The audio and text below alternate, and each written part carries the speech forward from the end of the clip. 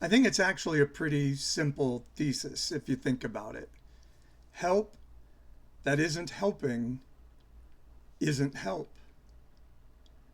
I'm really fascinated on this week, and I'm Unconventional Pastor Paul, who is a former pastor speaking about bringing a better spiritual well-being in the 21st century and reclaiming sacred tools like love, truth, embodiment, even the Bible, rather than rebuilding old temples and perpetuating bad religion. And I've been focused on this concept because I had an encounter with a person from a past life this week who reached out to me with the message of, hey, this is your old friend. And a person we both know told me you were on this podcast and sent me a link, which to me, that feels like that old Christian, like, we've been praying for you, which is code for we've been gossiping about you. But maybe I'm wrong, but that's what it sounded like to me.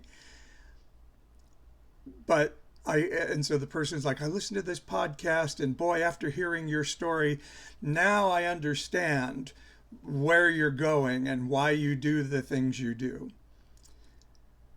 And my response to his post was, you don't understand where I am and why I do the things I do. Your The way you stated that shows me you don't understand. He took my story and made it into a pathology. And he would go on to say, hey, no, I'm here because I care. And I run this retreat center, and boy, if you can ever get here, we'll take care of you, and we nurse people back to health. And I'm just like, wait, did anybody say I needed a retreat center to be restored back to some health? And it was just a reminder of my point that Christianity, and maybe it's all religions, but I only focus on Christianity because that's what I really know. I can't make a lot of commentary on Islam or some other religion. But Christianity like still steals away a humanity that would be self-reflective in the moment. If I said to you, oh, I've seen what happens and here's my assumption because now I've seen this, and I said, no, your assumption is, and the person you said, no, your assumption is wrong, then a human would generally say, oh, wow, well, I'm trying to build relationship with you, so tell me where I've missed it. But in Christianity, it's like, no, I'm not wrong. I know the truth of the universe, and I'm here to tell you who you are. And so he continued to push this point. And all I was trying to get him to do was say, okay, wait a second. Maybe I made an assumption that's incorrect. Let me stop and be curious about what you said because I'm interested in relationship. Then we could have had a conversation, but instead, I kept getting the responses back of the, oh, I'm sorry you're offended. All I'm trying to do is care. And then I would say, no, you're not trying to care. You're trying to tell me who I am. And after a while, I was getting very strong in my responses because I was very perturbed that he wanted to persist in telling me my story rather than ever wanting to actually hear my story. If you want to be in relationship with somebody, at some point you have to give them space to share how they see the reality of themselves. And if you don't, and if you keep defining it, then you're off. You're wrong. You're not there to help. You're not there because you care. You're there because you have an agenda. And Christianity gives us an agenda. I need to win your soul to heaven so you don't go to hell, so God doesn't get mad at me that you're not in heaven when I get there. Or I have another notch on my belt or gem in my crown for trying to get you to show up. That's always an agenda under every Christian interaction. I want you to come to believe my belief. I was there. And so I began to very strongly tell him where he was wrong and why I was incredibly upset about what he said. And he just kept going to oh, I didn't realize you would be this emotional. And he got very offended. I'm just trying to, I thought as your friend, I could reach out and care. I'm like, friend, we haven't talked in a decade. And the last time we talked, we didn't have a good interaction because you were telling me all your wacky theology. And I don't think this person was doing this out of malice. He was doing it out of indoctrination. It's what Christianity tells us to do. So the very fun thing is he eventually said, that's it. I'll just never talk to you again. I won't respond. Rather than I just kept saying, you've never asked me a question once about the assumption you had at the beginning. And he kept saying, but I've said I'm sorry. I don't think I communicated well. He kept coming up with every excuse in the book. I don't know. Maybe I just don't know how to communicate, rather than just saying, oh yeah, I made an assumption. Let me step back and make sure my assumption is based on something correct. That's the humanity that's missing when you join a religion that says we are the only ones who are right and everybody else is wrong. It's a supremacist religion that says we know better than everybody else does. So to prove so he said he was never going to contact me again. And then I get a very, very, very long text that I'm like, do I even want to spend a moment reading this? And it turned out he had fed all of our text exchange into Grok and asked Grok basically, I don't know what question he asked it, but he was presenting this as if this is proof that I was right in the conversation and you were mean and sarcastic. Grok.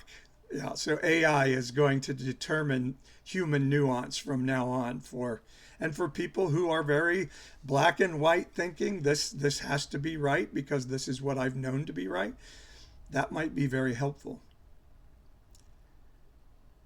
And so I put our conversation into ChatGPT thinking, well, Grok is an Elon Musk creation, so it's probably going to be pretty status quo supporting, probably going to be anti-woke, whatever that means. And so maybe we can't exactly trust, like Grok recently had told people that they were like some sort of super Hitler or something. So I put our conversation into ChatGPT. And it's very interesting what came back. ChatGPT said, your message reads as a protective roar. At times you were raw, emotional, deeply wounded by the sense that someone who claims to care used an AI tool to validate their perspective instead of engaging in mutual, vulnerable relationship. And it says, you asserted your autonomy and refused to be gaslit. You exposed the performance of care that felt more like a need to control or show superiority. You drew a necessary boundary by naming that dynamic clearly and firmly. And then it gives me these cautions. So the sarcasm and edge that you used may have felt empowering in the moment, talking to me, but likely pushed your friend into more self-righteous defensiveness. Fair enough. And your friend is probably right that you were speaking not just to him, but to every person you imagine to be like him, which makes the message feel broader than just a personal conversation. And that may be true, and that may make intimacy and reconciliation nearly impossible. That may be true, but I don't think that's wrong. I think again it's a missing of humanity in the moment to say, you may be speaking out of some trauma that's speaking to something bigger than me. Can we just be in the present together here? That's a fair critique, or at least a fair question. Again, you don't get to decide that for me. And so it goes on to say, here's what was really happening in the conversation. So it has bullet points. Weaponized Christianese.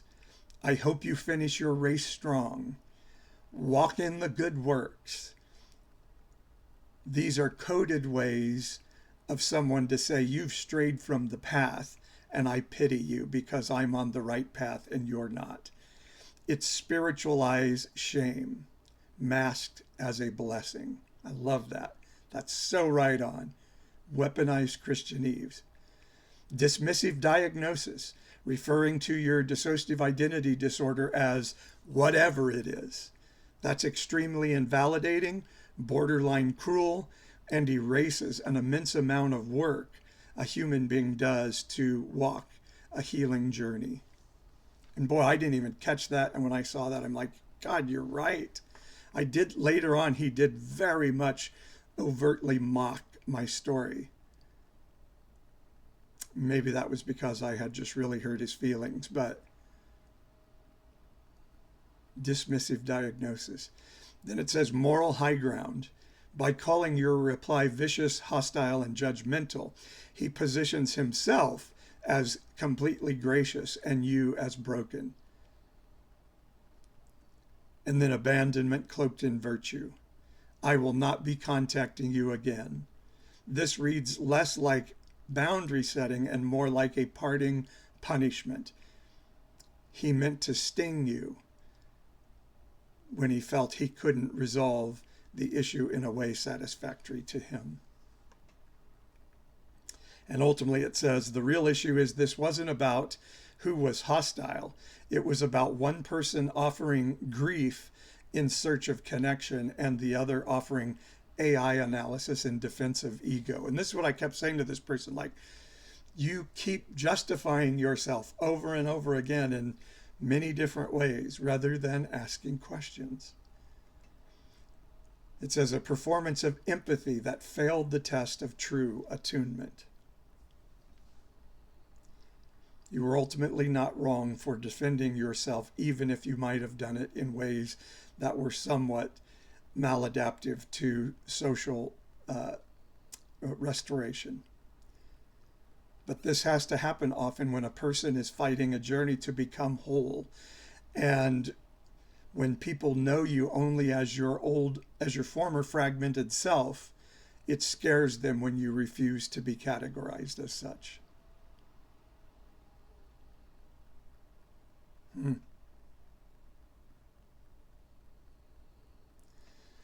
So what I was getting from my friend or former friend was not objective truth. It was a colonized version of truth that was aimed at either information gathering for more gossip, which I gave him a lot more, and enjoy you all, enjoy your gossip about me, or it was made with a sense of supremacy that I don't have to accept as fair or justifiable by my story. I'm going to talk more in coming days about the fact that Jesus didn't go to people and say, you're a sinner, let's fix you. Not Zacchaeus, not the woman at the well, not the woman caught in adultery, not even the rich man, not even the rich young ruler. Jesus didn't go to people and say, oh, you're broken, I care, let me fix you. Everything was done in relationship and discussion. To religious people who I would say the approach of this person was, I hold truth and I'm going to impart it to you because I see you as not holding the same truth I have, to those people of the first century, Jesus said really mean, sarcastic, horrible things. You're a whitewashed tomb. You strain out a gnat and then you swallow a camel. Your father isn't Abraham. Your father is Satan. Those are not nice things he was saying to first century religious good people. So if you're a Christian watching this and you feel like, oh, when I sit down with a queer person, I can say, I love you, but I just have to let you know I don't agree with your lifestyle, you are full of shit. That's harmful. That's telling a person their story before ever asking a single question of curiosity about their story. That's pathologizing them rather than understanding. Like with me, DID isn't who I am. It's a cognitive way my brain has dealt with life that isn't wrong. And anything unhealthy that grew out of that isn't a definition of me or my character. It is an explanation of how I had to survive, and it's something that I'm learning I have to deal with differently in this season of my life. That the trauma of my past doesn't tell my story. The trauma is my story being stolen from me. Over on Substack, which I hope you'll subscribe to my Substack, I give a blessing for those of you who have been hurt by Christian help, and I would love for you to go check that out. So to anyone, but particularly Christians who so feel they have a mission to go fix people around them, remember, when help isn't helping, it isn't help. It's control. It's superiority. It's supremacy. Thanks for listening. Make sure to subscribe, like, comment, share, all the things to help the message of Unconventional Pastor Paul continue to go forward. Love you, loves.